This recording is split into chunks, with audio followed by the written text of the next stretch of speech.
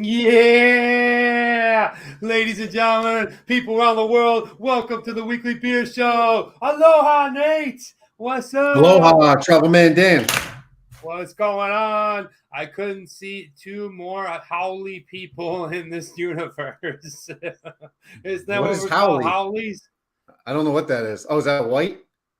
I think it's the Hawaiian word for like non-islander white people, like cheese dicks like me, wearing the shirt, wearing the lei. Is the same as like Guilao in China?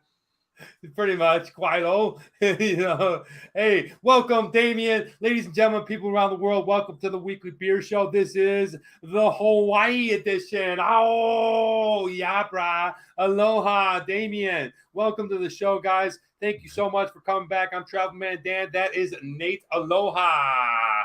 We got a fun, exciting show. All the beers today we'll be going ahead and reviewing will be from or around or with the context of being from Hawaii, the Hawaiian Islands. And I'm really excited about it. Let me tell you a little bit about what we do here on the show. If this is your first time here, we go ahead and review beers. How many beers we got, Nate?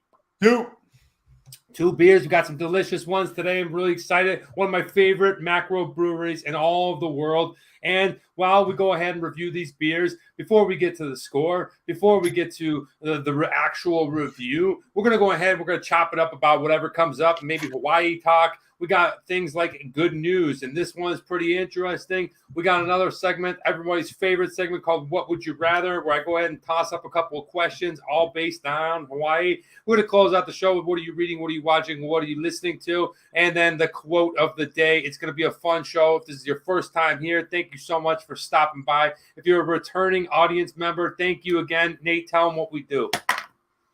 Hey, we take those two beers, we get to the scorecard, we review both of them, we crack them, smell them, taste them, then we get into the 5 categories: taste, appearance, style, price, accessibility, and the X factor, all to try and get a perfect score of 25 out of 25. Danny, do we do it today? I don't know, buddy. I don't know. I hope so. You said crack them, smell them, taste them. You know what that's all about. And I'm excited. We're going to go ahead and try to get the first 25. We have who's in the house right now? Drunatic from Denmark in the house. Welcome to the show. Who else? Will Dog the Bounty Hunter be live from Hawaii today? Oh, I would hope so. Oh, wow. That is, I got to tell you guys a funny, interesting story about Dog the Bounty Hunter. Nate, have you ever been to Hawaii? I have not. Have you? It is. It's pretty awesome. I'm probably going to go back next year. But I went there in 2004, I believe. Yeah, I think it was 2004. I ran the Hawaii Marathon. So really cool, fun. It's probably about 30,000 people. It's the first time I seen a guy smoking, multiple Japanese guys smoking while running. It was awesome, man. And I never understood that until I went to Murford. I never understood that until I went actually to Asia. But yeah, apparently the Hawaii Marathon is like mid-December. Mm-hmm. And it's also Japan's like Easter break or one of their big holidays. So they all go to Hawaii and they all run this marathon thing. But, dude, I've seen guys on the sidelines smoking pipes, like, cherry tobacco, like, old school Reading Man Dan pipes. It was pretty fun, man. But funny story, because Chris mentioned it, I'll get right into Hawaii, is, when you're in a hotel, Nate, you're flipping through the channels on the TV? Yep. Not the BBB in Thailand, but this was Hawaii. And, I'm on the higher channels. I don't know, the local, whatever, Hawaii 16 or whatever. It's really just poorly shot and, whatever.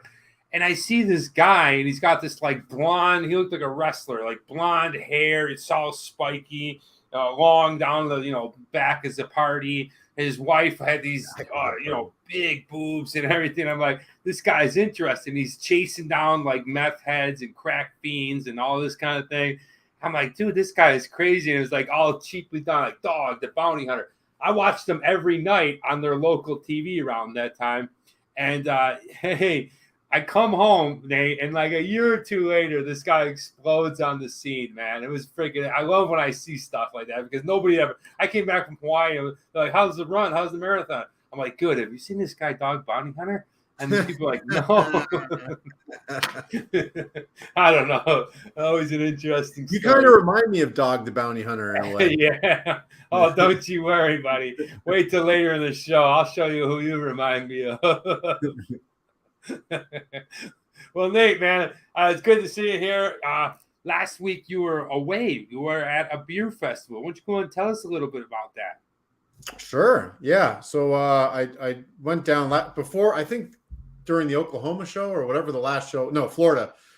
We had kind of gone through the website to show you guys what the beer festival is that my brother was going to. My brother and I went for his birthday. It was August 20th. I do have some pictures I'd like to share. Ooh. So right there, there's Beer X, August 20th on the Waterfront Park. Really, a really nice venue. It's right on the water, right between the downtown area of San Diego and the water. Danny, if you've ever been down there, you know where Petco Park is. It's kind of right around that area. All the great area, old pirate ships and all that kind of stuff are there. It's pretty cool. So here's a couple of little signs that they had on the left. You can see the music that was playing. I really enjoyed it. It was a lot of Mexican style, Spanish style. Sublime was being played, a lot of covers of Sublime songs, that kind of stuff, reggae music, some punk music. We did not make it to the 8:30 show for Nathaniel Ratliff, unfortunately, and it was one of the main reasons I wanted to go. The thing I didn't like about the festival was that, so we had VIP tickets, so we were able to come in at 1 o'clock, and between 1 and 3 or 1 and 4, all of the smaller breweries were giving out free samples of their beer. And you walked around with a little cup about this big, and you just went in and you stood in line and you got the beer, right?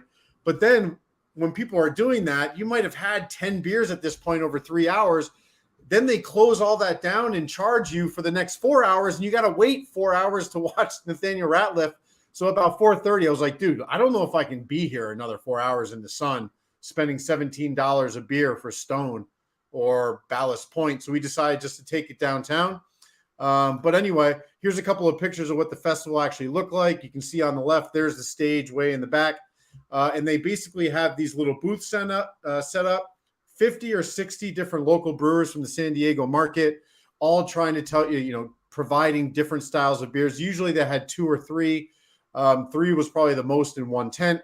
It looked like they were doing basically one traditional style beer, and then they would kind of pair it with something that was a little bit new and funky. So I like that.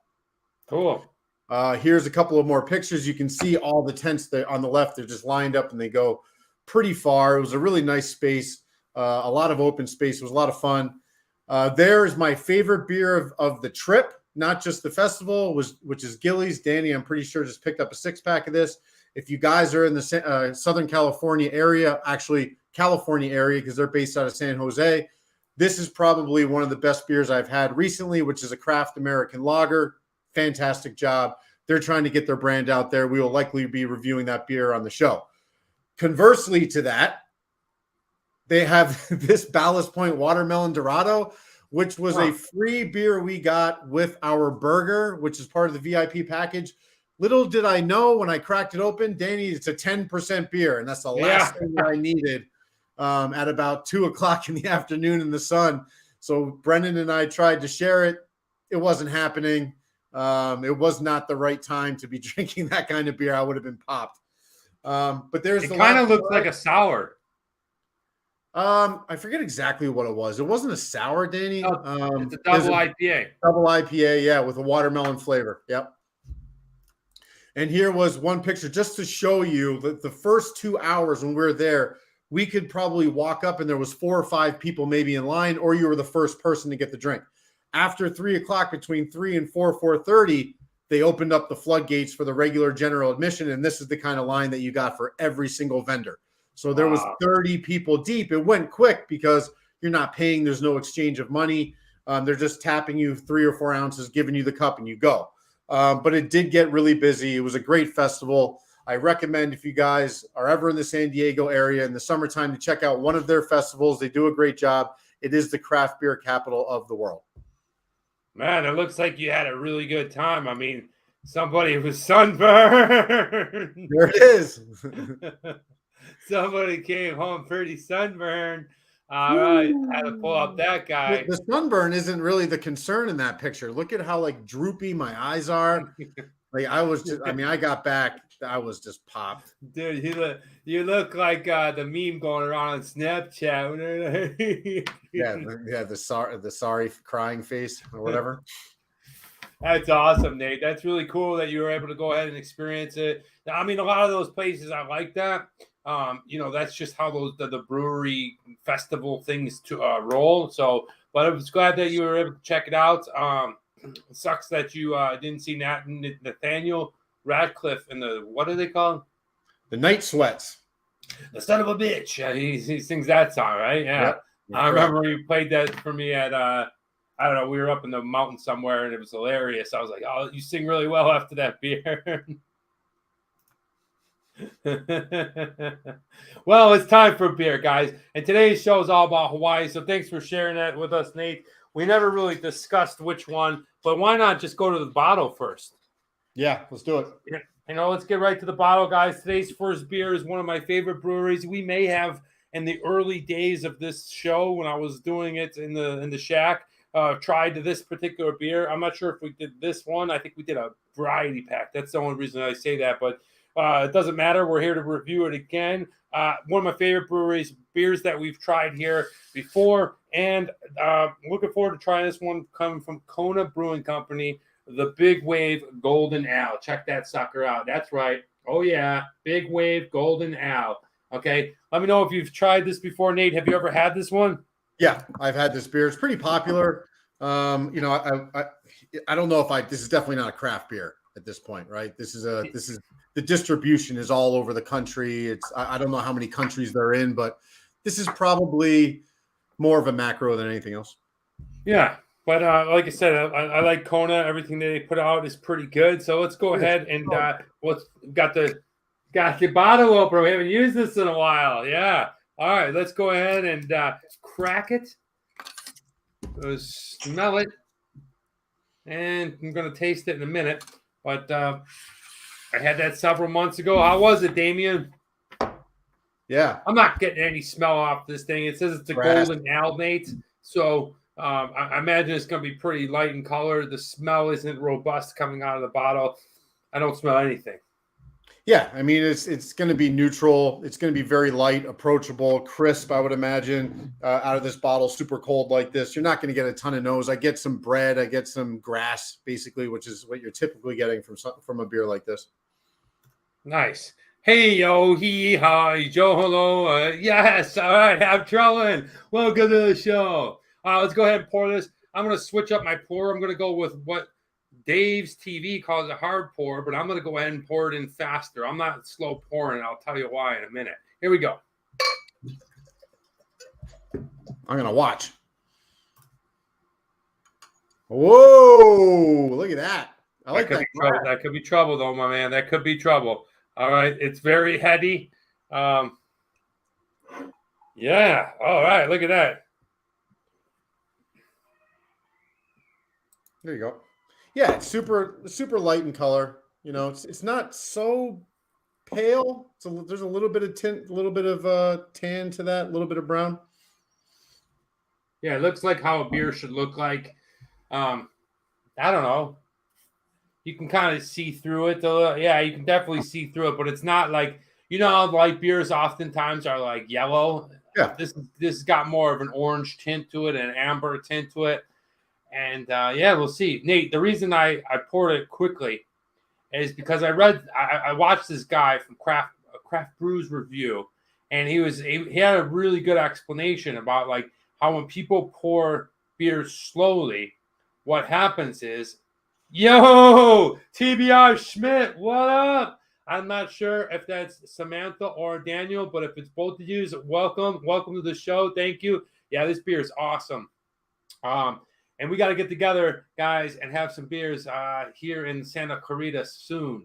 But, yeah, I want to tell you what I saw. Nate, he was saying something that made a lot of sense. When you pour it real slow, the gases are contained. So when you drink it, all this foam stuff blows up inside your stomach. Mm-hmm. Whereas if you pour it really quick and you end up like this, yeah, people will say you're an amateur, this, that, and the other thing. It's actually the other way around. Watch it from work. Yes, Tenacious Freak. I love it. Aloha. That's awesome. You guys are probably going ahead and filming. Nate, TBR Schmidt was my friends Daniel and Samantha that run the reaction videos. If you guys haven't checked it out, yeah, that's cool. good morning, Bubba. If you guys haven't checked out their channel, TBR Schmidt, if you like movie reaction, TV reactions, listen, not only is their channel great, hey, come on, but they're great people, and I'm happy that they're here watching us. And yeah, so it makes a lot of sense, Nate, that you get the bubbles out first rather than in your stomach, and you get that bloating feeling. So I'm gonna go ahead and put it to the test. You ready to try this sucker? Let's do it. Aloha, my friend. Cheers.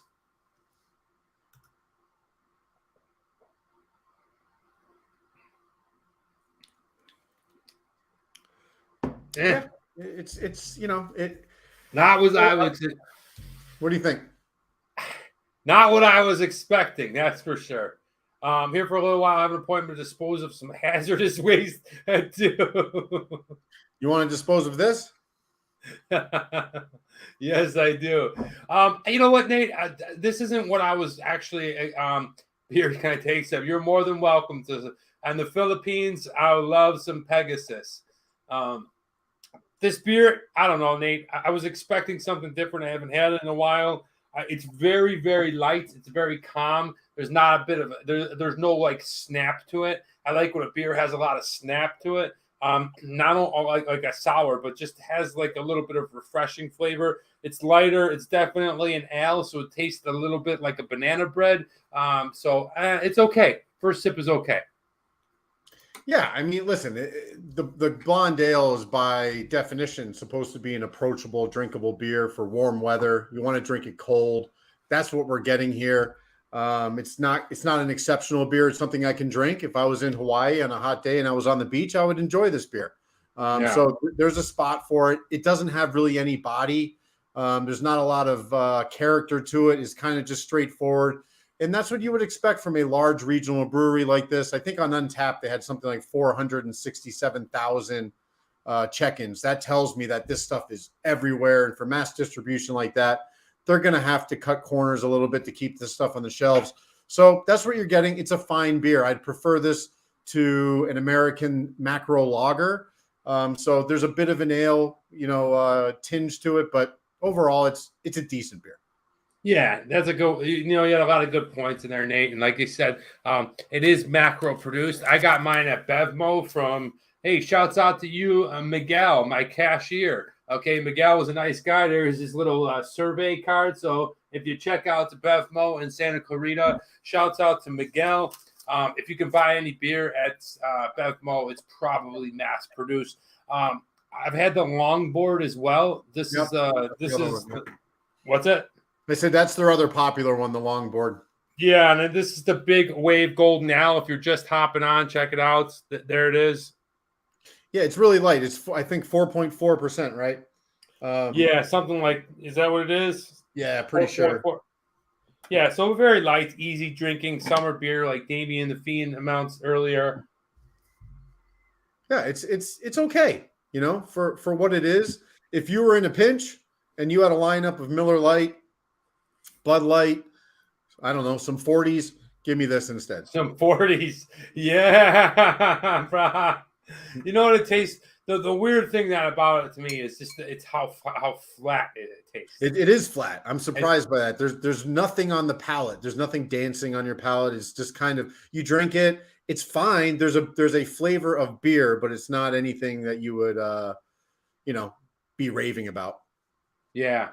So anyway, moving on, guys. I want to talk a little bit about Hawaii. If you ever go to the big island of Hawaii, make sure you check out Epic Lava Tours. They are an eco-friendly lava touring place. I've talked about it here before. This is my friend John Karma. He left LA probably about 15 years ago, just had enough. He was a musician. He was a singer, really talented guy. He met his wife in Hollywood at my nightclub. We had a trapeze school, and he met his wife, and he was like, "Danny, I'm out, dude. I'm moving to Hawaii." and he did. He moved to Hawaii. He said he was going to be a farmer out there. But now he runs this thing, Nate, called Epic Lava Tours. I don't know if we could pull that up and share it. Is there any way that you can pull Epic Lava Tours up? Yeah. And what it is it's an eco-friendly tour that walks you through the Hawaii National Volcano Park when it's erupting. So you're literally walking next to lava. You can only be taken in there by a geological guide, which is my friend and his company, John Karma.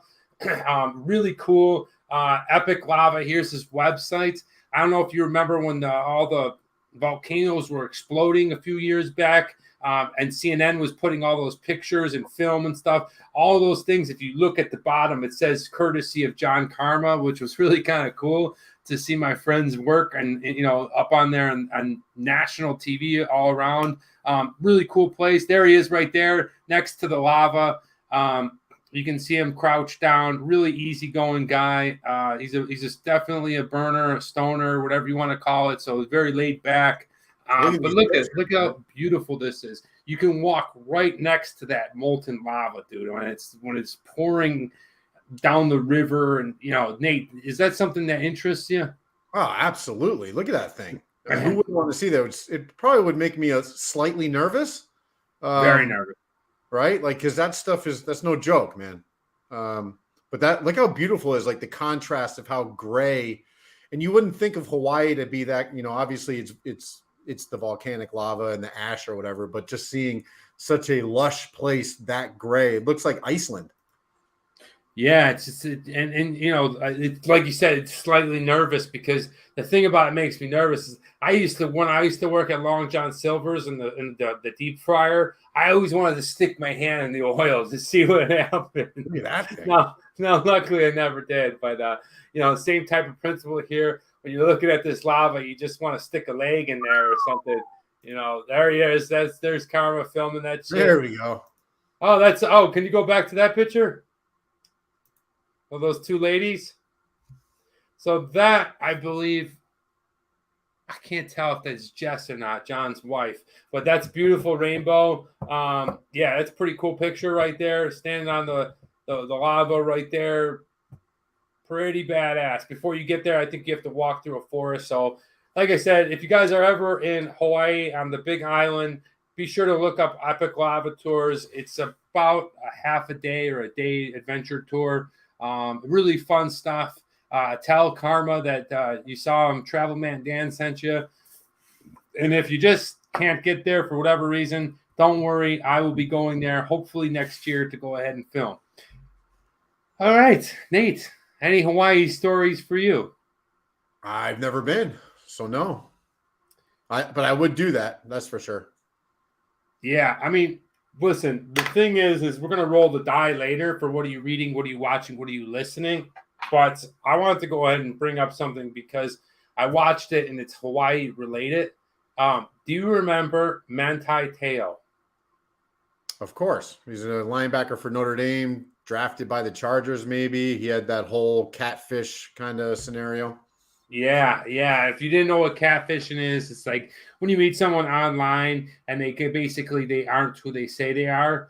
But dude, I never knew the whole story. Right now, guys, if you get a chance to watch it, it's called Untold. It's an ESPN kind of documentary style. They have 2 episodes called The Untold Girlfriend Who Never Existed. My buddy Mike just spent a week in O'Hare to get back to Cleveland. That's awesome. But Nate, have you seen this on Netflix? No. Oh my gosh, because it breaks it down, and I really liked Manti Te'o. Remember, he had that unbelievable season at Notre Dame. Yeah, they went to the national championship game. Yeah, and he also was like runner-up to Johnny Manziel for the Heisman. Sounds about right. I didn't realize that. Yeah, and there was another guy. I don't know what happened to the other guy. It was 3 guys. The Heisman Trophy. It was Johnny Manziel, Manti Te'o, and the quarterback for Kansas State. Oh, remember that guy? Callum? I do. Huh? I forget his name, but guys, if you want to watch an interesting story, I really feel bad for Manti Te'o during this period, like because this is before catfishing was a thing, right? Smartphones hadn't been invented yet, things like this. So he really thought he was talking to somebody else, and it turned out he was actually talking to a guy like who now has transgendered or gendered or gender bender. I don't know what you call it, but it was a guy who changed into a girl. But at the time, it was a guy who wanted to be this girl, so that he created a fake profile on Facebook. Right. And then he led Manti Te'o down this trail for 3 years. And then right before, matter of fact, the same day his grandma died, this guy who was pretending to be a girl said it was getting too much and called Manti Te'o, had family call, and he does all the voices of the, oh my gosh, you could not believe it. Does all the voices of the woman and all the cousins and stuff, and said that she had died in a car accident or cancer. You got to see this documentary, Nate. I do remember during that, it was the lead up to the national championship game. He wasn't going to play, or it was the last game of the season or something, and he wasn't going to play because of the death of somebody. Is that all kind of part of the story there? Yeah, what happened? It was the first game. His grandma died, and then a few hours later, the catfish lady or whatever died supposedly too. Okay. So it came out. Then he played, and then he went on this run. And Notre Dame went undefeated. He became a Heisman Trophy. You know, just stopping by to show some. Hey, welcome Dave's TV. But and Congrats. Then when they were about to play the national championship game, all of the thing came out again that it was a scam. Okay. That's it was.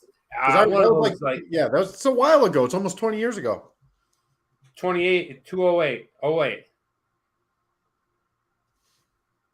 You got to watch it. Because Manti Te'o is such a good dude, man. He's just a good person. You know, when you see this, you'll have a lot of empathy. But, you know, he's a strong dude, you know, and it can happen to anybody, you know, like everybody's like, oh, how could this happen? But it could happen to anyone, you know. You got to understand where he comes from and the culture that he's from. And this documentary really breaks it down. It's like, it's probably not easy when you're that entrenched in football and then you meet another person from the Polynesian era, or, you know, like Polynesian people are like, you know, about family, God, and football. And so, like, this is his life centered around this. And just watch it. If you guys get a chance to check it out, it's called Untold, The Girlfriend Who Never Existed, the Manti Te'o story. I don't care if you like football or not. It's definitely awesome. Nate, check it out. Yeah, check it out. But we're doing all Hawaii. This beer is very interesting. I'm not really liking it, to be honest with you. I'm not disliking it. But it's like a single up the middle. There's something different about it. There's something that just ain't clicking. And I don't know if it's the flatness in it, because it doesn't have any like bitterness to it. It doesn't have a lot of flavor. It's just a weird, I can't explain it, Nate. Can you help me out? No, it feels incomplete. You know, there's just no body at all. There's no character. It's just straight up. It feels like you're drinking Beast out of a keg. Yeah, absolutely. Hey, Nate, you know what next week is? Tuesday. You're traveling. That's right. Travel Man Dan is going to take out the old globe again, buddy. I'm going to Vietnam. Yes, sir. Yes, sir. Tuesday, I'm heading to Vietnam. So I got to put in honest days of work, and then I'm going to be using the globe and flying over to Vietnam or transporting over to Vietnam. So I'm excited, Nate. Remember when we went to Vietnam? Of course. Do you remember when I brought you all that coffee back from my last time from being in Vietnam? I do. Yeah. How many times have you been to Vietnam? Twice? 3? Have you been there 3? I think so, yeah. So because I did you and then twice without you. You went for work, right? Yeah. We went. You and I went to you and Max went to Saigon, but then we never went to Hanoi, right? So no, we did. We went everywhere. We went Hanoi to. Remember, we were on the bus. Oh, that's right. But yeah, so Vietnam's a cool place. Love the coffee culture. Beer is pretty decent. We'll see what you can find when you're over there.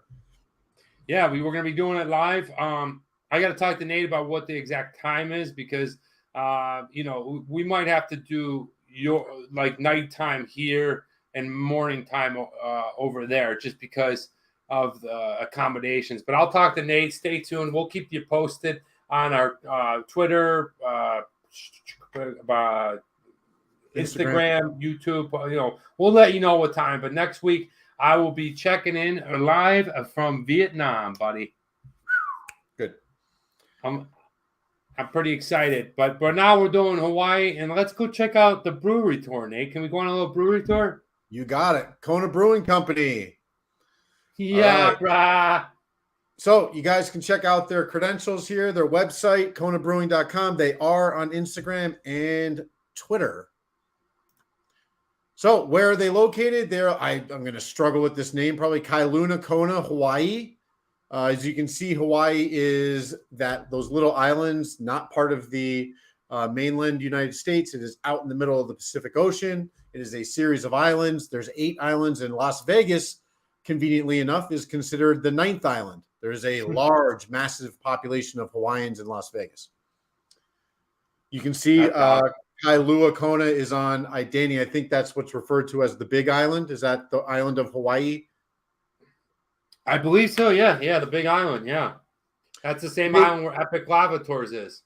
Okay. There you go. Today's beer is, as we have already dropped, the Big Wave. It is a gold nail at 4.4%. There you can see the check-in numbers, 437,000. That's a lot. And for it to be a 3.52 out of 5, man, I don't agree with that score. I mean, but no. I guess with that kind of volume, for the score to be that high, something's working for them. There's a lot of people that obviously enjoy the beer. For me, it's not. So if you look at that bottle and then you look at the pint glass, I believe the beer looks more like the color of the bottle and less like it does in the glass.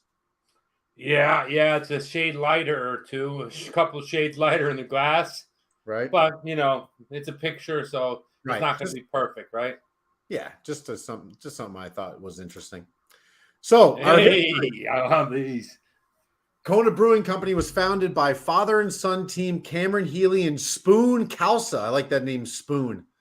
The pair had a vision to reflect the spirit, culture, and beauty of Hawaii in a collection of local island craft beer. So in 1994, they set out for the Big Island to bring their dream to life. Flash forward to today, and Kona Brewing has become one of the wildly popular craft beers brands in the world. Craft. That being said, we've managed to stay true to our Hawaiian roots through innovation, sustainability, and community outreach. And we're still headquartered where it all began, in Kailua Kona on Hawaii's Big Island. Here's a couple of more pictures. Aloha. That's how most conversations begin here. It's also how many of them end. But aloha doesn't just mean hello and goodbye and love and welcome. It means more than a word can express. It's a feeling, a way of life. Aloha is the idea that we were connected to everyone and everything around us, and that true joy is found in respecting this connection.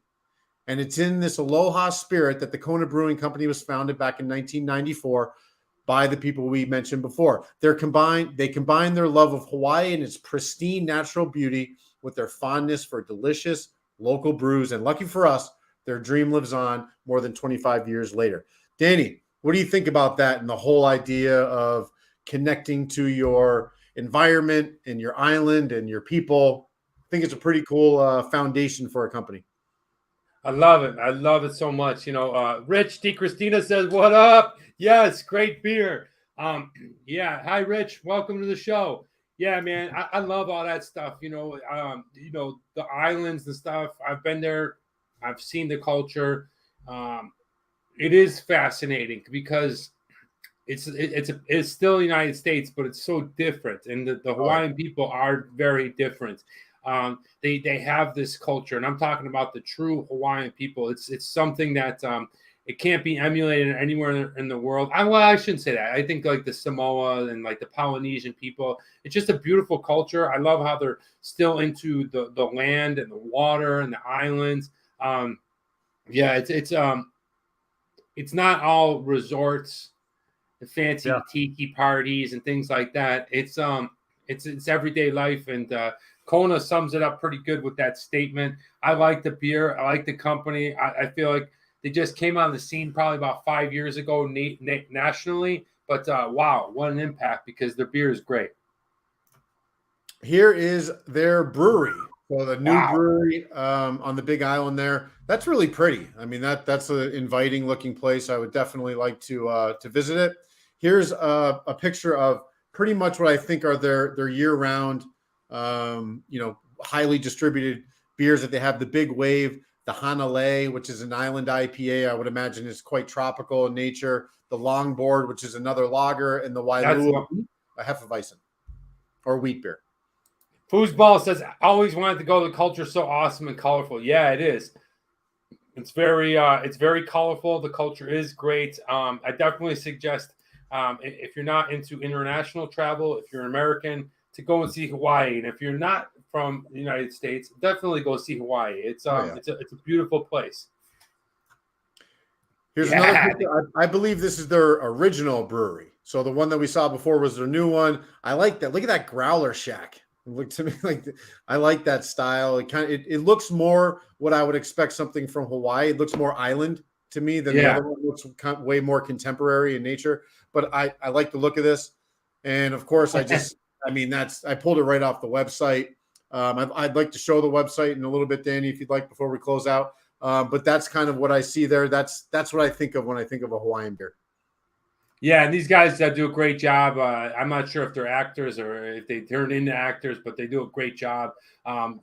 Promoting the beer. The commercials are on all the time. Really. Oh, I've never seen a commercial. They have a lot of them. Oh, they're all over the place. Oh, yeah, really? I see them a lot. Yeah, during UFC and stuff. I don't know. It's just really authentic, and they don't go over the top. Well written, and then two perfect actors for the spot. So great commercials. Well, Nate, show us their website. All right. 1 second here. Sorry. And boom. All right. Let me go over here. So there you go. You can see we scroll down here to our beers. Let me pop this up a little bit here. Right there's the two guys, our beers right there on the front page. Obviously, their flagship beer is the Big Wave, the Golden Ale. It looks really pretty there. Now that is, again, that color in the glass, it's not what I'm getting out of this bottle. Yeah, that's the lighting, I think, because you see that big yellow line that goes through on the side left by the flower. That's a reflection of the light and stuff, I think. Okay. I mean, I'm not. So I do like the whole liquid aloha thing. I think that's pretty cool. Yeah. So here's just a couple other pictures, of course. Great looking cans, by the way. What? Great looking cans. Oh yeah. I thought you meant something else. Oh yeah. So join the Ohana. Ohana means family in Hawaiian. I did not know that. Nice. That's pretty cool. Surfboard, obviously island life. It's a whole different experience than what we have here in the mainland states. And check out their website. I just like the beautiful artwork. I think it looks pretty cool. They have a pretty good website. So there you go. Yeah, big ups to Kona Brewing Company. They're doing well. This beer, not my favorite of theirs, but definitely enjoying it. And I'll wait to the score. But now, Nate, it's time for a little good news. You ready? Let's do it. All right, now I'm gonna have to. They're over here. If you could go ahead and drop them down for me as I'm talking, Nate. Over where? The first one I'll start off with. You can go with this one is a photographer adds himself to famous album covers. Now, this has been done before, but check this out. I think this is kind of cool and interesting, and I always like good art. But check this out right there. Boom. There's the photographer, James Moody, coming on strong. It's World Photography Day, and we couldn't find any exposures this cool to celebrate with. From old school entertainers like Frank Sinatra and Sammy Davis Jr. to rock staples like the Kinks and Todd Rundgren, okay, this guy has a knack for jumping into the artwork of his favorite album covers. Illustrator Wayne Honeth, also known as Wayno, is a cartoonist and photographer whose hobbies include posing with LPs from his record collection. In every one of his record head photos, Wayno perfectly frames himself so that it looks like his body belongs to the face of the artist on the album. Look at that one. That Sinatra one's awesome. Despite never having seen images like this before, Wayno informed us that this is not an original idea. His own choices for record head poses are praiseworthy. People have been doing things like this forever. It's certainly not a new idea on my part, he told Good News. A Canadian artist I know set up a record heads Facebook group, and I decided to participate in it. I looked through my old record collection to find suitable covers to photograph. I did all the photos on my phone using a small phone tripod. Since he's dedicated himself to illustrating for Bizarro, which is his magazine, there's the guy that reminds me of Nate, Todd Rudgich. Okay. Okay. And, That reminds me of you right there. Oh, yeah. But you can see all 46 of his images here at Wayno Illustration Facebook album. Look at that. That's pretty cool, man. I don't know. Oops. I think it just popped up again. I don't know. I thought that was pretty cool. I thought that was it is good cool. news. I like that. You know, it's kind of neat. Yeah, Damien likes it. He's a photographer. He gets it. You got to go. Everyone has go Buffalo, baby. Yeah. Oh, I'm getting psyched. Dude, what's up with Punter God? You know, a lot of allegations have been said about. Well, I guess it doesn't really matter. He'll just get what? If Deshaun Watson got 11 games and Ariza or whatever his name is, what did he get, a half? Well, let's wait till the whole story comes out because I don't know. It's interesting. You know, it's interesting. It is interesting. It's terrible on all. If it's true, it's terrible, and I hope the guy never. You know, to be honest, I hope he's in jail. But if it's not true, maybe they should look at the other person for the accusations. I don't know. I just don't want to. Yeah, we don't want to get. They're going to dive deep into that investigation. Yeah, I don't want, and because people knew about this way back when, and this is a civil suit, makes me wonder that the Bills did their due diligence. But I don't want to get over sensationalized by all the media and stuff like that. Let's just see what happens because this is real. This is really serious. Good. But hey, that good news. I think that's really cool. So if you guys ever have a creative idea, something like that, maybe you want to actually join this Facebook group and put your own album covers. Drunatic, I know you're a photographer. I know Damien the Fiend. I'd like to see if you guys can come up with some cool illustrations. You know, good news is also to keep good art and good spirits. So I thought that was well connected. And now it's time for show and tell. Nate, are you ready for the show and tell? Do it. All right, this one, I don't know if you've ever seen this one before. I'll let you borrow it. I'll even send it to you if you want. But I wait for this to come out every year. This is a lot of fun. This thing, it will knock your socks off. I can't wait till I own a home and I can build on it. This is the U-Line catalog, the industrial stuff. Okay. What is it for? What is in that? Oh, dude, this thing has everything from pallets to, look at this thing, industrial vacuum cleaners. Check this thing out, Nate. Okay. Everything that you see at like restaurants and businesses.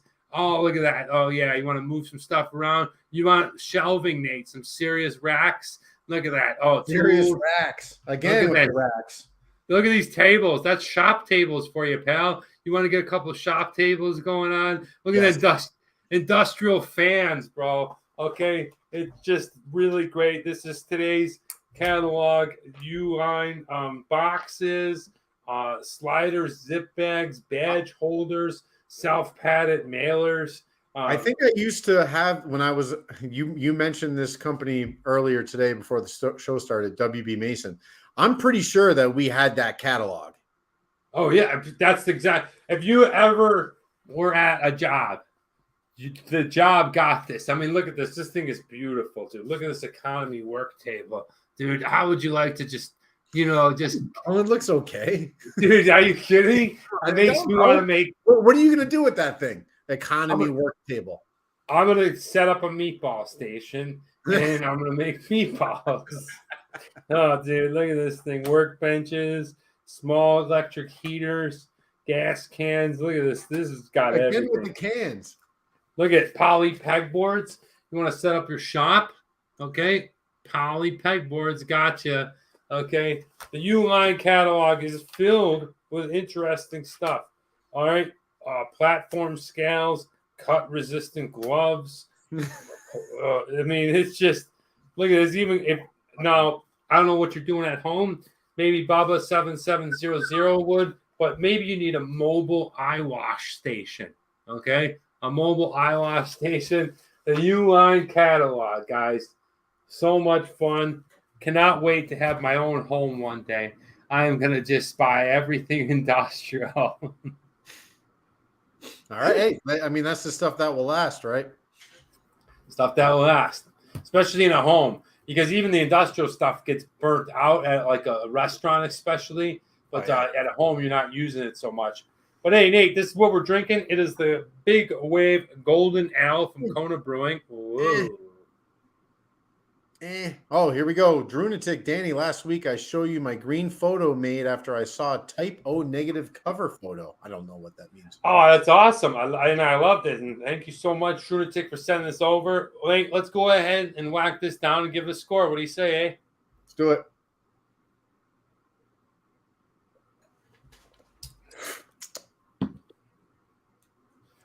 I don't know. Even through the whole thing, I thought maybe towards the bottom I would find something interesting.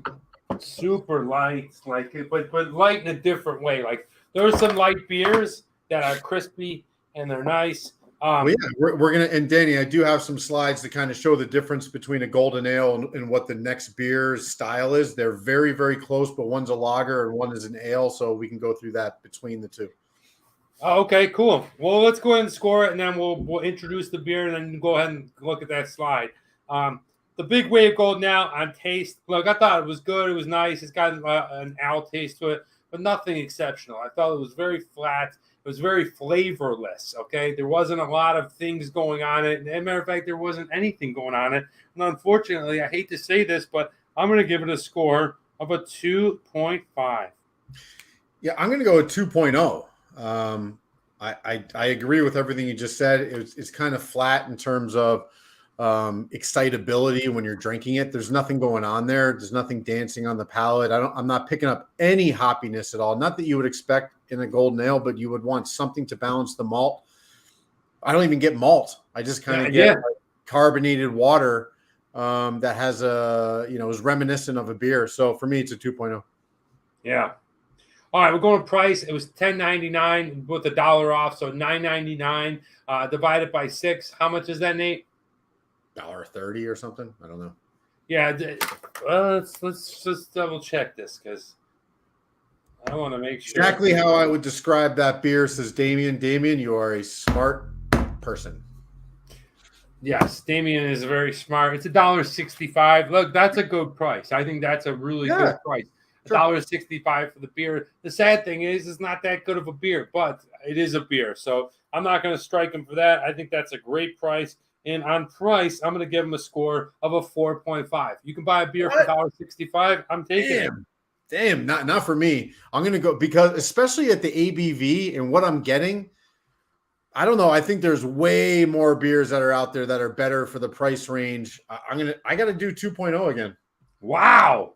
Yeah. No, the price isn't, it's not free. If it was free, I'd give it a 4.5. Wow. If it was free, I wouldn't even give it a 5.0. Yeah, you're making me really starting to wonder on my score. Really high for that. Dude, or would you rather this or a High Life can for the same price? High Life can. There you go. But I'm just saying $1.65 is a good price for a beer. Good price, but I'm just trying to provide some context. All right, let's go to design. I like their design. I love their design. I love the sticker of the design. I love that it looks like an old school sticker that, if it wasn't a beer thing, it looks like it would be something on a skateboard or a sticker. Yeah. I don't know. It's really great. I love the canoe, the large canoe, the Hawaiian culture, the giant wave, the big wave. It's very synonymous with the actual name. I think it's perfect. I think it sets up. I like the Kona Brewing company with the gecko. If you don't know their label, check it out. There it is. I'll try to get it in there real good. There you go. Looks great. I think that's cool. That logo. Yeah, the color scheme's great. I'm giving them another 4.5. Damn. Okay. So first off, I like that it's in a bottle. I like cans, but I like this style bottle. It reminds me slightly of a smaller version of the lunch beer that we had, Danny. It has that kind of same shape to it. I also like the contrast of the blue and the logo off the brown bottle. I think it looks really sharp, to be honest with you. They tell a story, and I can read it here quickly. Paddle into easy drinking, island refreshment with big wave. So smooth, it's like catching the crest of a breaking wave at Oahu's Makaha Beach and gliding all the way into shore. Paradise is just a sip away. One life, right? I don't know what that means, but I like that. Gives you the ABV. Overall, it's a really nice design. The artwork's really cool. I love the waves. It's kind of Hawaiian, islandy, Japanesey almost. So sorry if I'm offending anybody. I'm going to go 4.0. So what'd you give it? 4.0. 4.0. Nice. All right, accessibility. I think you can get this beer anywhere in the United States, and because of that, I'm going to give them a high score on accessibility. I like that. Now, worldwide, I don't know. Maybe parts of the world that are it's there. A little more American influence in them, stuff like that, like army bases and things like that. They probably get it over there. But overall, I think it's pretty widely gettable. And I'm going to go ahead and score 4.0. 4.0. Yeah, I'm going to go 3.5 because I don't know. The accessibility score, Danny, we're going to have to talk about this. I feel like it's unfair to a lot of the beers that we're doing. We might want to get some opinion from our community here, but the accessibility is rubbing me the wrong way recently. But for this particular score, I'm going to go 3.5 because it's 437,000 check-ins on Untappd. That tells me it's being distributed. That's not all in Hawaii, I'll tell you right now. So no, definitely not. As a matter of fact, Hawaiians probably drink something completely different. Yeah, for sure. I would think so. So 3.5. I would say that in Hawaii, like you have the Kona people, and then the only people that drink Kona beer are tourists. Yeah, I agree. I agree. That's how. I don't know. Maybe I'm wrong. I mean, but we'll have to wait and see. TMD X Factor. Look, I was a little disappointed. I thought bigger and better things from Big Wave, and because I like their longboard so much, I was hoping that. But when I drank it, like I said, it just felt empty. It felt flat. It felt there just wasn't a lot of flavor going on. And unfortunately, I'm going to probably give it the lowest score I've ever given on TMD X Factor. And that's a 1.5. I just wasn't. Look at this guy. The guy's all over the place today. But guy doesn't give a shit. You love the X Factor. Usually you're 3.5 and above, no matter the beer. I know. I just was underwhelmed. I was looking forward to it. Yeah. So right, for Nate, me, what do you got? I love that it's from Hawaii. I love that they were able to take something from Hawaii and turn it into a big business. They probably provide a lot of jobs for a lot of Hawaiians on the Big Island. So for that, I kind of like it. The look of the bottle is nice. I like that it's a bottle. But again, you're right about the beer. If that's really what we're talking about, it's very underwhelming. I'm just going to go 2.5 on the X Factor. Okay, well, good thing for Kona Beer on this show. It actually scored still pretty well because of the price and the design. And I gave it a score of a 17. A 17 for the Big Wave, Kona Brewing Company's Big Wave Golden Apple. 14 for me. 14. Yeah, I feel like this is indicative of the beer, right? It's below average, right? Especially with the kind of beers that we drink on the show. If you were to put it up against other macros, I think it would fare well. But if you're going to go against the craft, and especially the beer that we're going to be drinking next, I'm very curious to see what that's like. It's a little bit more of an independent brewer. So I feel is a fair score. Another thing is worth pointing out, Nate, that I take into consideration, and I never really actually brought it up, but like, I feel like this beer would not be better if you drank it from the tap. Agree. You agree? Yeah. Yeah. But sometimes you get beers that are delicious in the can, or vice versa. Rolling Rock is a perfect example. If you get a Rolling Rock on tap versus a Rolling Rock in a bottle, it's a different beer. Really? Oh, I think so. Yeah. The green bottle, maybe, perhaps. Yeah, a lot of light gets in there. The skunks. I just noticed something about speaking of Big Wave. your wave goes that way on your hair, and mine goes this way. So look at those two big waves. All right. Welcome to the Weekly Beer Show. Thanks for hanging out with us. We are the two Howleys that love to drink beer, and we are doing all of Hawaii. And it's time for our second beer, Nate. And the second beer comes from a smaller craft brewery, a place I've never been, but I would love to try it. It is a lager, and it is Maui Brewing Company's Bikini Blonde lager. Boom, right there. This is something like, so I've had this beer before, Danny. Have you? I have not, Nate. I have not. No? So they have a couple of beers I think are interesting. They have a coconut. Is it a porter? Uh-huh. There's a coconut porter I think that they have that's quite popular as well. So I think I've had that one. Have you? I think it's called Hiwi, Hiwi, maybe. Am I right? It sounds familiar. I saw the grapefruit Radler or whatever it is. So they have their flagship is the coconut Hiwa, Hiwa, which is a coconut flavored porter. Okay. And Big Swell IPA, which is the blue can. Nice. Okay. Well, we got to go ahead and try this one out. It's 4.8%. Let's go ahead and crack it, smell it, and then we'll taste it. I'm really excited about this one.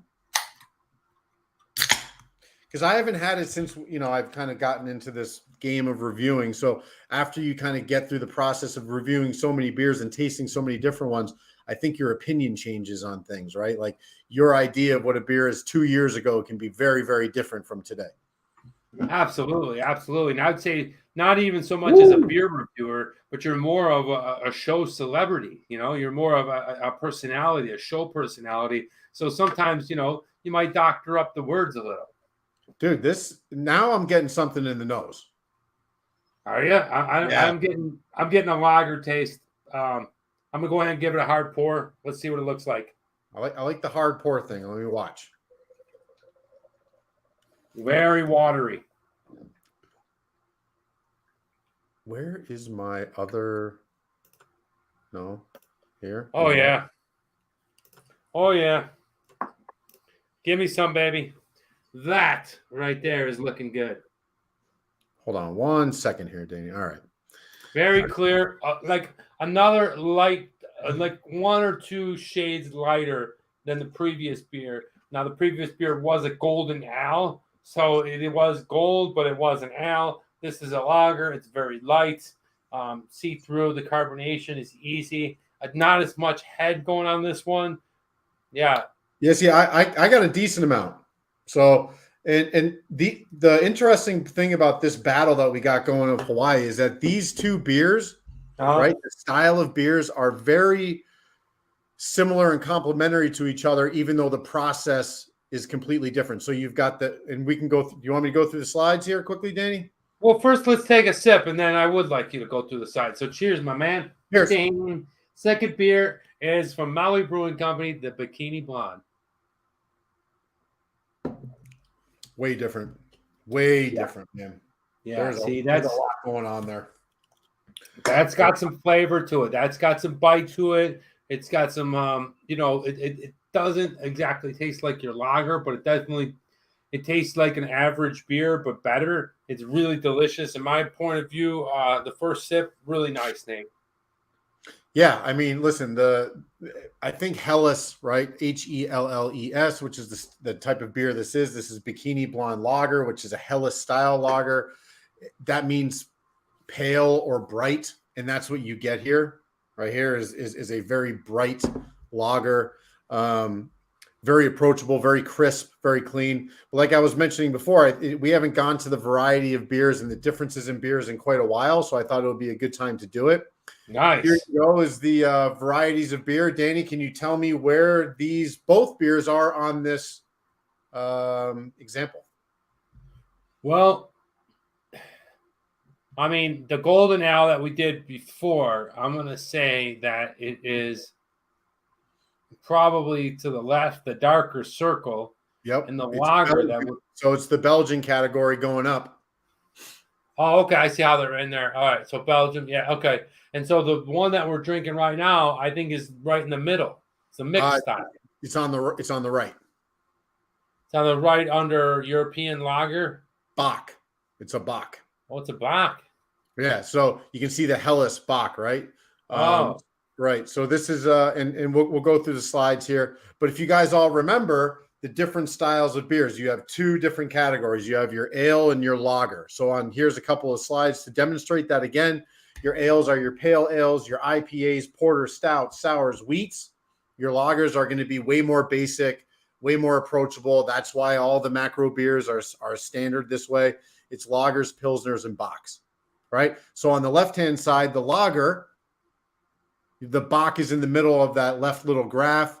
And on the right, you've got your ale, and your blonde's going to be down at the bottom in between the pale and the IPA. So what is the difference between those two? It has to do with the fermentation process. The ales are going to do the warm fermentation process. That's going to be a top fermenting. And then, of course, you've got your lagers, which is a Budweiser, etc. That's going to be a cold fermentation process, bottom fermenting. And here are some examples of a Helles. So from the brewery, which I think is based out of California, Danny. We've done a couple of their beers before. They've got a really good one. And then there's the Weihenstephaner from Germany, which is just phenomenal. Yeah, I love the Weihenstephaner. Nate seems to have frozen up a little bit. I don't know what happened, but the Weihenstephaner we've done before. And this is the oh, you're back. He's back. Yeah, back. Yeah, so it's like totally tubular. You went under a wave and you got and blown away, and now you're back, rad. So for the gold nails, here's just a couple of examples of that they have. But that's the difference between the two. They're very close. The color should be very similar. The ABV is very similar, usually between 4.2, 4.4 up to about 5.5. It's supposed to be light. It's supposed to be drinking during the summer. It's supposed to be something that you would eat with, right? So yeah, these are the two style of beers. Well, thanks, Nate. I appreciate that. You can definitely taste the difference in this beer. I mean, obviously you're drinking an ale and a lager, but this one has it's I would say, like I said, 2 or 3 shades lighter, but don't let that fool you because it's also about 5 shades tastier. Oh, there's so much more flavor going on. You can actually taste the hop. You can taste the malt. The malt is the backbone on this one, and you're getting some hop that's kind of dancing off of it. But again, this is a beer for beer lovers, right? That's what Helles really is. It's going to take the standard traditional style beer that we're all used to, that we all grew up on drinking, but it gives it a little bit. It just has a little bit more body, and so that's why when you're drinking it, you can really taste the difference between the Big Wave, which was basically like drinking liquid cardboard, and this, which is got a lot more character, and it really dances on the palate. Yeah, I'm enjoying this beer a lot. This is from Maui Brewing Company. It's a smaller, probably craft beer, if you will, brewery. It is in Maui, which is above the Big Island, if you will. Nate, do we have a brewery tour for these guys? Oh, yes, there it is. Whammo. Right on time. Maui Brewing Company. You can check out their credentials below. They got a website. They're on Instagram. They are on Twitter. Aloha. Now, where are they located? So obviously on the left there, off of the coast of mainland United States, as we covered before, there's the 8 islands in red at the bottom left of that picture. On the right, you will see the series of islands of Hawaii, and they are in, I'm probably butchering this pronunciation, but Kaihe is my guess. So Kaihe, Hawaii, which is on the island of Maui. Now, Maui, of course, is the name of the brewery, and that's where they are located. Beautiful picture there on the right. Really need to get out to Hawaii, by the way. I need to go check that place out. It seems like an island or a series of islands that I would really like. Today's beer, the Bikini Blonde Lager. It is a Helles style lager. Comes in at 4.8%, just slightly a little bit more bold than the Big Wave. You can see the untapped ratings way lower than the 437 we had for Big Wave. It comes in at 61,000, which is still a nice number, Danny. Yeah, and the actual score is super close. 3.52 versus 3.5 here. 61,000 people to check in on your beer is pretty dang good. It is. It's good. So there's a picture of the can there on the right. You guys can see right here. Pretty nice can. Can feels a little bit different. There's something about the ridges up here that I like. Crafted with passion. Tell a little bit about the story of Maui Brewing. Just like the beers brewed in our state-of-the-art brewery in Kaihei, Maui, our menus are inspired by the culture, environment, resources, and easygoing island lifestyle. Fiercely local, we are uncompromising in sourcing the best ingredients from the best sources. Our restaurants are great for gathering with family and friends, enjoying the game or live music, while sharing delicious food paired with the award-winning craft beer. In typical Maui style, if you're a guest in our pub or restaurant, then you're a welcome guest in our home. Enjoy our take on Hawaiian comfort food and raise a pint of the freshest beer in town. I love that they put this on their website, by the way. I think it's pretty cool. They talk about their brewing process. That is cool. So they talk about the milling. It goes into the mashing. I'm not going to read all this detail, but then into the lautering, which I don't really know what it is. Maybe I should read that. Our lauter tun is designed to rinse and separate the mashed grains from the sweet malt liquid called wort. The extracted wort containing all the malt flavors, color, and aroma, and then transferred to the boil kettle, which is right there. They're going to boil it, get it into the whirlpool, and then they're going to cool it down. At the end, they get into the fermentation process, which takes a little while, 20 days from grain to glass, conditioning, then serving. So I like that they put that on there. They kind of tell you the process of how they're creating these beers, and they're trying to provide full transparency there to the consumer, which I think is pretty cool. Very cool. Yeah, I like that. I like how they do it in the cartoon drawing style too. Yeah, it's approachable, right? It feels like they're not, I don't know, they're not showy about it, but they're trying to explain, which I think is a cool idea. Now, getting into their year-round releases, as you can see, the Bikini Blonde highlights their year-round Big Swell, Pineapple Manna, Coconut Hiwa, Double Overhead, Pau Hannah, Sunshine Girl, and I am butchering these names, Pleo? I don't know how to say it.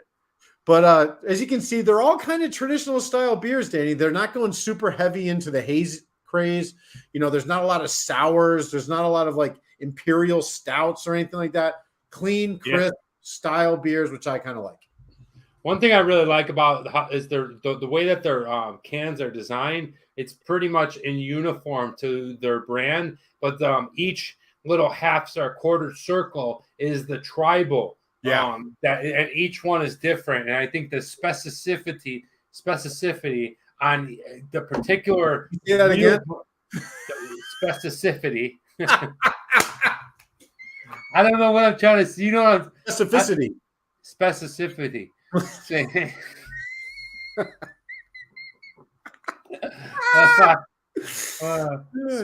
is it again? Specificity. Okay, the specificity is it keeps in the uniform with their brand, but each one is particularly different. I think that's badass. Yeah, there's something about brewers that kind of stick to a certain pattern or style, and then just kind of incorporate some small differences. So when you look at these cans, you immediately know that it's Maui Brewing Company. I kind of like that. Yeah, me too. Like Maine Brewing Company. Every single beer is the same thing in a glass bottle with very little differences, which I think is kind of interesting. Yeah, I like that. You got this. Thank you. Oh, there it is. So there we go. They've got 4 locations. They've got the Kaihei, the Lahaina. Lahaina is a pretty popular spot, I think. Kailua and Waikiki. Danny's going to be showing us a little bit of Waikiki in a bit. But that's a really pretty brewery right there. Tons of natural light, I would imagine, is inside there. Beautiful, lush kind of landscape and horticulture. Beautiful spot. And of course, you've got this very pleasant bartender handing you a Bikini Blonde. Brewery to the table dining. I thought this was kind of interesting. It shows where their location is. I'm not going to read through that whole thing, but they do have food at their locations. I would love to go there and eat some Kalua pork or Loco Moco or something like that and drink a couple of beers. That right there, Danny, is the brewery tour. A little bit different than Kona. I would say they're more, I don't know that they're necessarily a nano brewery. They're definitely craft, but at the higher level, they've got 4 locations. So they've got some metal, they've got some distribution. We're getting it here in Las Vegas. So good for them. I would definitely support them if I was in Hawaii.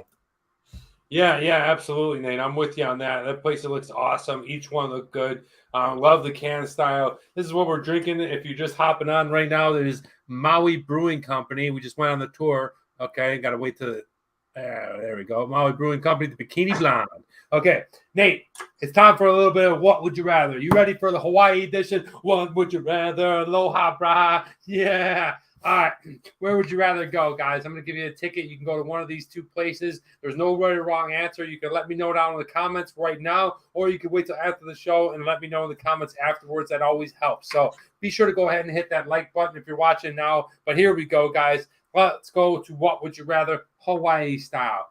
Where would you rather go? It's in Honolulu, and it is called Waikiki Beach. Look at that. Boom. You've probably seen it all over TV. It's one of the most famous beaches in the world. It's very shallow. You see in the background is the mountain, the volcano called Diamond Head. That's what I ran up when I did the marathon. You run to really? the top of that thing. Yeah, it's pretty cool. A lot of fun. Good times right there. A lot of cool resorts. It's a very famous, populated beach, Waikiki Beach. Or would you rather go to the Big Island and go to see my friend John Karma at the Hawaii Volcanoes National Park? There it is, oozing, running down the old molten lava, bursting out of like little pockets. I'm not really sure the geological term of it, but it must be an amazing, fascinating sight. I know for me, Nate, I've been to Waikiki. I loved it. Had a great time. I went swimming there like every day. So for me, I'm going to Hawaii Volcanoes National Park. I'm definitely going to see my buddy Karma, and I will be going there. So that's for me. Yeah, it's an interesting question because I've not been to Waikiki. I've never been to a volcanic island. Well, maybe I have, but I've never been anything close to that. Active. So that's a challenge for me. I think I got to go Waikiki Beach. It's going to pull me in since this volcano is pretty close to it anyway. If I get to the beach, then I'll just go check out the volcano. But I would definitely spend more time at the beach than I would this place. I don't know. It's probably not the best answer in the world, but give me Waikiki. No, you're a bikini lover. Volcanoes for sure for foosball. The beach, Damien, that's my man right there. Well, hey, look, you can't go wrong with play with my life being around a volcano. good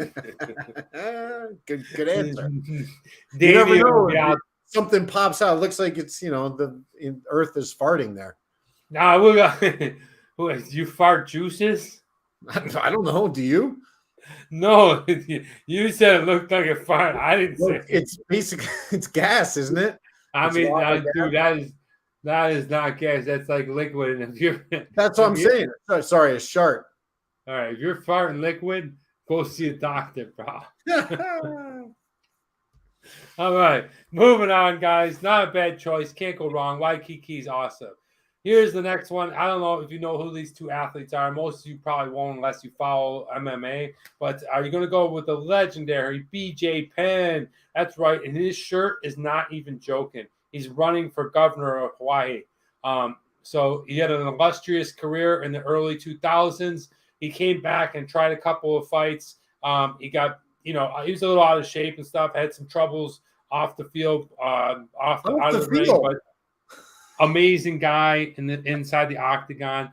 And the thing is, if I met BJ Penn in real life, I'd probably get along with him. He seems like we're cut from the same cloth. He's a cool dude, a UFC Hall of Famer, legendary to MMA, just iconic Hawaiian right there. Is he an icon in the MMA world? Is he that big of a dude? Like big? Absolutely. 100%. Like, he's awesome. Now, he had some things later on in his career where he came back and he was older and he might not have prepared like he used to prepare, or I don't know what he trained for. It's just a different game. Like, when you're older and stuff like that, especially at that weight that he's at, that, I think some of the older guys at light heavyweight, and stuff like that can get by because their power is the last thing to go. But the guys like BJ Penn, when they cross over at 35, 36, the first thing to go is speed, agility. speed. Yeah, when you're going in there with 22, 23-year-old kids, it's a different game. Like they're not the most. BJ Penn was known for power too. I mean, he was knocking people out of his weight. So it's you can't judge BJ Penn on his entirety career. I used to love watch he fought past his prime, then he got beat up by a bouncer at the club. See, really? I mean, yeah, dude. Listen, Hawaii are some scrappers, dude. They throw down. Yeah, that's the reputation. He was drunk, and he was outside of Hawaiian nightclub or whatever, and the guy was probably bigger than me, and sober. Sober, and like had those two entered an octagon where BJ Penn was not drunk and trained and stuff like that, he's teeing off on the guy. What I mean? Like it's not even close. But you just never know. And a lot of times those bouncer guys are in the local circuit too, so they know what they're doing too. But you can't take away from the legendary career of BJ Penn. Another legendary Hawaiian would be the next guy, Max Holloway. There he is. Yeah. He fought Volkanovski 3 times. I thought he won 2 of the 3. I didn't think he got worked last 2 months ago. He really got controlled, but is one of the greatest Hawaiian fighters. I would love to see him run it back with McGregor because McGregor got the best of them, or both early on in their careers. But I think now if you run it back, he wins every time. Isn't McGregor done though? He snapped his leg. He's going to come back. He hasn't won in a lot of years, but he'll come back. He'll pick his fights. He'll make money. But just like BJ Penn, if you show, this Max Holloway for a long time was very, very underrated, but unbelievable skill, unbelievable heart. Like this guy has been in some wars, and that's the big knock on him is that he's been in too many wars and starting to catch up. Tough one to pick, but I like them both very much. I'm going to go Max Holloway on this one. He's just one of my favorite UFC fighters of all time. Nate, who are you going with? I'm going to go with BJ Penn just because of this picture.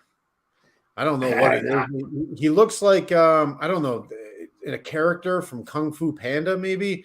I don't know what it is. He's got a weird look to his face. I don't know either of these guys, so I got to pick somebody. I'm going to pick BJ Penn, the guy who's the classic Hawaiian hero, I guess. Yeah, the one thing I like about Holloway too is like he's very in tune with his family. Holloway for sure. Fight versus Calvin Kerr was it was amazing. Talking to Dana White knocking him out. Talking to Dana White knocking him out. Got to get the cupcake. Yeah, I love Holloway. All right, going with the third one, guys. Which would you rather eat? Both Hawaiian dishes. Here we go. Poke. Okay, you guys know poke. It's kind of like the jambalaya of Hawaii. You got your fresh salmon, your fresh tuna.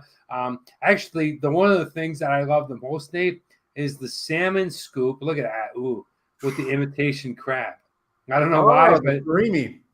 Yeah, I don't like imitation crab that much, but in poke, it's phenomenal.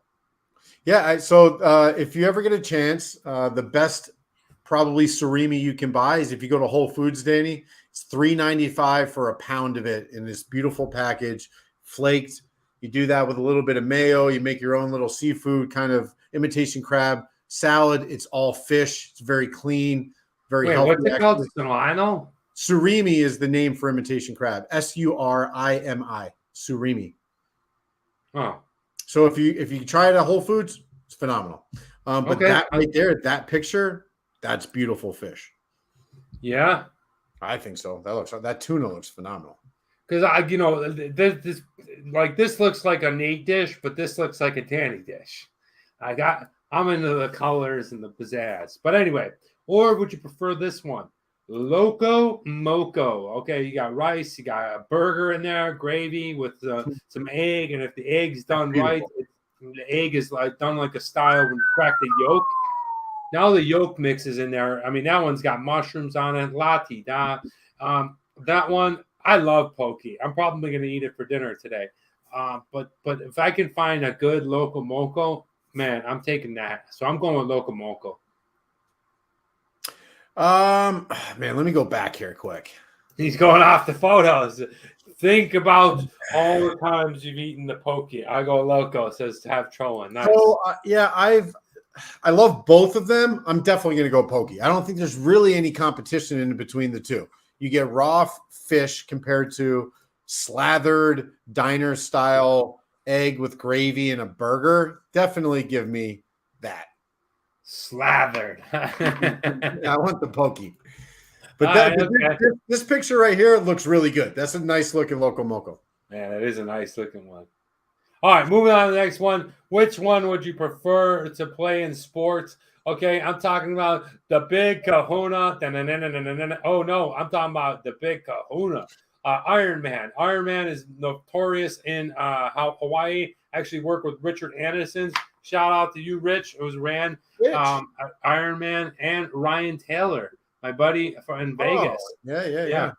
Both Ironman, which is marathon, 100 miles on a bicycle, and then like 2 miles of swimming. But look at the swim thing, dude. This is nuts. Like, you don't see it, but people are getting punched in the face underwater. There's all kinds of kicking going on. Just an unbelievable test of endurance. Or would you rather learn how to go to the big wave? Look at that thing, dude. Now I've been to the North Shore. Yeah. I went to the North Shore during the Pipeline Classic in 2004 when I was there. Holy shit. I remember I remember that guy's done. I remember just going ahead and driving out there. We're driving through some pineapple fields. I was driving with a girl I had met out there, and we were driving. And I thought it was thundering and lightning, but it was super sunny out. She's like, "No, that's the waves." And I swear, I kid you not, man, the waves were like this. I could not believe what I was seeing. It was like a giant house collapsing on you. I mean, just nuts. For me, that one's tough because I like surfing, although I've never done it, but I like the idea of me doing it.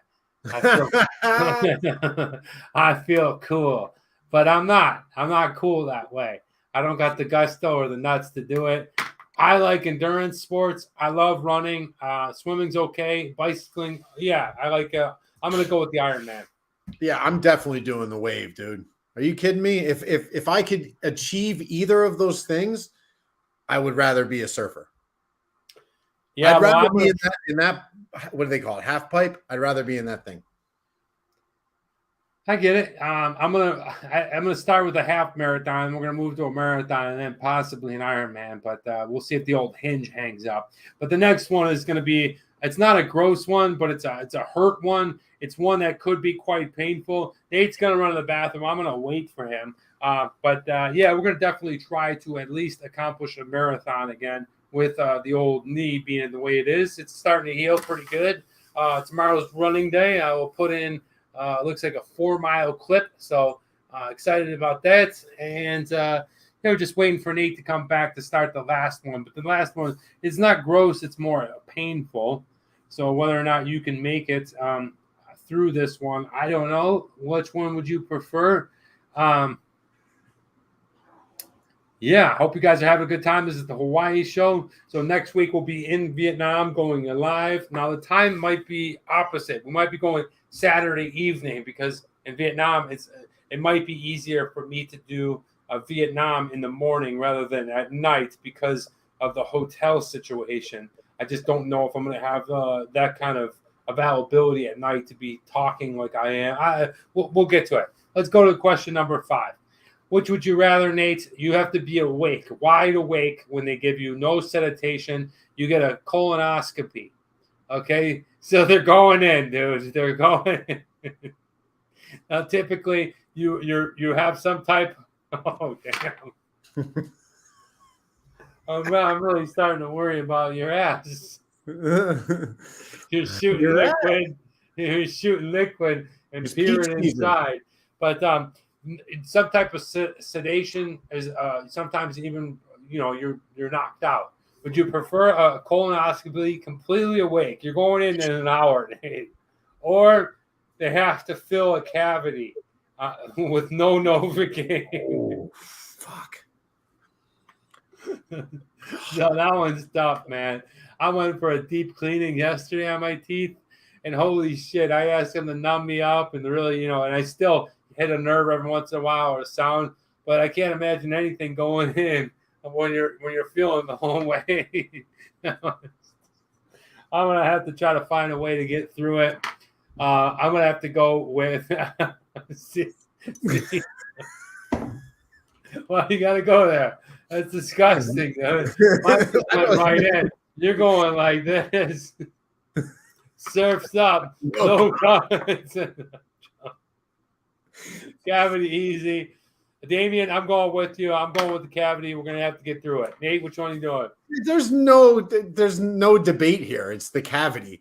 I'd rather deal with that than somebody probing around, me awake. I mean, I think you're looking at the social aspect of that. Once they're in, but then they're going around the intestines and stuff, and that's where you're feeling it. I don't know. Take me out. In a good life. Foosball's great. Fucking cavity, dude. Cavity. Yeah, but it hits that nerve. You go like that. You're like this in the chair the whole time. Not to mention the smell and the sound of a cavity, dude. Oof. Anyway, moving on. Let me know now or let me know how later. This is what we're drinking. It's the Maui Brewing Company. Nate, let's whack this down and give it a score. Damn, my neck. All right. Taste. Look, this beer tasted like a beer. It was light. It was refreshing. It had some body to it. It tasted like a beer. For that, I got to score him good. This beer, really nice beer. I enjoyed drinking it all the way through. Didn't have any funkiness to it. Really set the tone for like a summer day at a volleyball game. You're out there, you want to whack down 6 or 7. I think it's a good beer. I'm going to give it a score of a 4.0. Yeah, I'm going to go 3.5. I also think it's a really good beer. I enjoy it. It's in the world that we're in beer wise, there's so many things that are trying to excite you, whether that is flavor profiles or thickness and chewability to a beer. So there's things out there that I think are more exciting, but as far as this goes, the taste for what it is, it's really good. 3.5. Yeah. All right, price. Now this beer was $10.99, so it's a little bit higher. We're gonna go with still under $2, so about $1.85. Not a bad price. I went and rethought my price, but this one is better. So I'm gonna go ahead and give this one a score of a 3.5. I feel like that's a good price. I feel like the only thing I feel like it could have been better is if it was stronger, but that's nitpicking. And this is the style of beer it is, right? A Helles is going to be a lower ABV. It's supposed to be crushable and sessionable. So I'm going to do the same thing for price, 3.5. I think it's single up the middle. Design, like we talked about earlier, I love the design. I love that they add a little tribal to each one. If you see, each one is a little bit different. Each one has a little bit different style or tribal style. There we go. We got to get that thing down. There we go. I think that's awesome. They tell you all the good things about what it is, what it's called. It's not confusing, how much the ABV is, how many ounces. And then they got the little island of Hawaii over here. I think the can's great. I'm going to go ahead and give the score of a 4.0. The only reason being something, and I love the color black. It's my favorite color. But that black strip, I don't know if that turns me off, turns me on. There's something going on. Other than that, it's small fry. I think it's awesome. Yeah, I like the can. I mentioned this before. I don't know, Danny, do you have these same ridges or is your can different? There's like ridges on the top here. No, I don't have ridges. Don't you? There's like not perforation. There's just ridges. You don't have that? There's like 3 different ridges. No? Is yours smooth? Smooth like a baby's ass. So I like the can. I don't know why mine would be different than yours. That's an interesting thing. But they do tell the story. Crafted with passion from the heart of paradise, we are an innovative and independent brewery. Welcome to Ohana Lager, a clean, crisp, and refreshing Helles, perfect anytime. They make, they show you the longitude and latitude of the islands. This can is the same as every other can, just different coloration and tribal, like Danny was talking. For me, I think it's a solid design without it being super awesome or crazy. 3.5. Yeah. Accessibility, I don't think you're going to be able to find this beer a lot of places, although it is starting to get mass produced all over the mainland. I'm going to give it a score of a 3.0. Yeah, I'm going to go 2.0. We get it here on the West Coast. I'd love to know if anybody's on the East Coast if they can find this beer. I would imagine not, or you need to go to somewhere like a Total Wine where you've got more of a Walmart style big box style of beverage provider. So for me, 2.0. Okay, going with the TMD X Factor. I'm glad that we finally hit on a Hawaiian beer. This beer is delicious. It's tasty. It's just what I needed on a summer show. 3.5 for me. Yeah, I'm going to go 4.0. I like Oh, compared to the Kona Brewing, which is just massively distributed. This seems to be more of a craft style independent brewer that hasn't been bought out and given a bunch of money. So I like that they kind of are staying with their roots. I like the fact that it's in Maui. I don't know. For me, it's 4.0 on the X Factor. I like it. It's cool. awesome, Nate. All right, going with the score today. Today's Maui Brewing Bikini Blonde rings in for TMD at an 18. 18, not bad at all. Great score, actually. 16.5. 16.5, so it's right there on the cusp of being a very good beer. And I think that's true of this beer. I like the style of beer. This is kind of something you can be drinking while you're in Hawaii, or if you are in the mainland during the summer, it's a perfect beer for it. Yeah, beautiful beer. Nice job, Maui Brewing Company. All right, Topper, what are you reading? What are you watching? What are you listening to? I'm going to go ahead and spin this sucker. And what do we got? We are now number 2. What are you watching? I'm glad this came up because I just finished it yesterday, and it was one of the craziest documentaries I'd seen just because I'm so interested in it, just because I'm so scared of it. But I like the subject. I like the kid in it more than anything. And I'm not going to give away any spoiler reports, but if you haven't seen the Alpinist, Oh, yeah, I've seen that. Yeah, it's very, very good. Okay, it's watching it, you're just like, oh my gosh, because it's about this guy that solo free climbs up through ice and mountains. Yeah, and dude, are you kidding me? I mean, this is like when you talk about what people can do with their lives, and this dude's climbing mountains with just a backpack on, and like it's just unbelievable. He's got an infectious smile, bit weird looking, but just very interesting kid to watch. Just to hear how young he is and the impact that he's making on mountain climbing from some seasoned veterans. Very well done. It's called The Alpinist. Check it out on Netflix. Nate, you saw it, right? I did, but I thought it was a movie, not a series. It is. It's a documentary movie. Yeah. Okay, yeah. So yeah, I watched it. I loved it. I like all those kind of free climbing, mountain climbing movies. There's a lot of them now because these people are risking their lives and they're doing something that is very, very much the 0.0000001% of humanity. And it's pretty awesome. It really is.